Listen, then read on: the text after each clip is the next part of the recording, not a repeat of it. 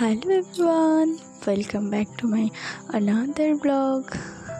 তোমরা সবাই কেমন আছো? আমি বেশ ভালো আছি। তো সকাল সকাল স্নান করে আমরা চলে গেছিলাম পুজো করতে। আজকের দিনটা হলো চাপড়া ষষ্ঠী। তোমাদের ওখানে কি এটা পালন করা হয়?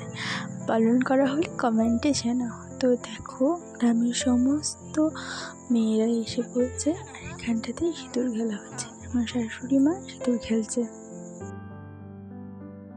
তো সবাইকে এখানটায় সিঁদুর পরিয়ে দেয়। আমাদের ওইদিকে হয় না, বাবার বাড়ির দিকে। তো এইটা আমার কাছে ফার্স্ট এক্সপেরিমেন্ট। আমি কোনোদিন এই পুজো দেখেছিলাম না, এখানে এসে দেখলাম। তো ঠাকুরমশাই এখন ঘাট পুজো করছে, তারপরেই ব্রত কথা শুরু করবে। তো তোমরা ব্রত কথাটা শোনো।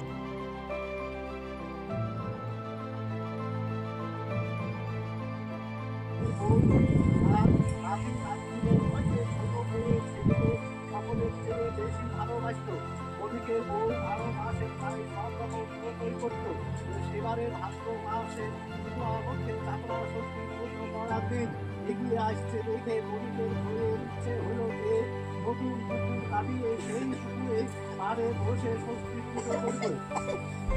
এই কথা সে বণিককে জানালো।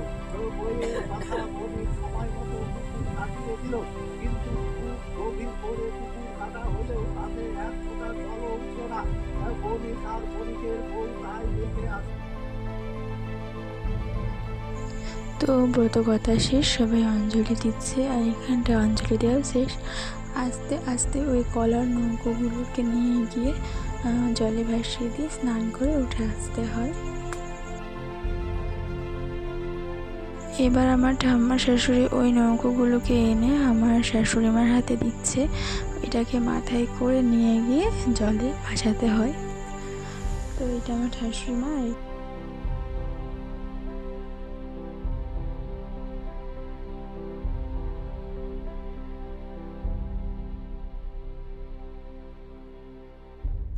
তো সবাই মাথায় করে একটা একটা পেটকে নিয়ে কি দারুণভাবে নামছে, দেখতে দারুণ লাগছিল।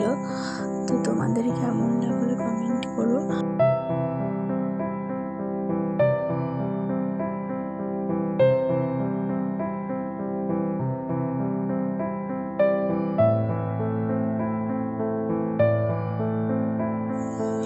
তো তোমাদের আমার ব্লগগুলো কেমন লাগে প্লিজ কমেন্ট করো।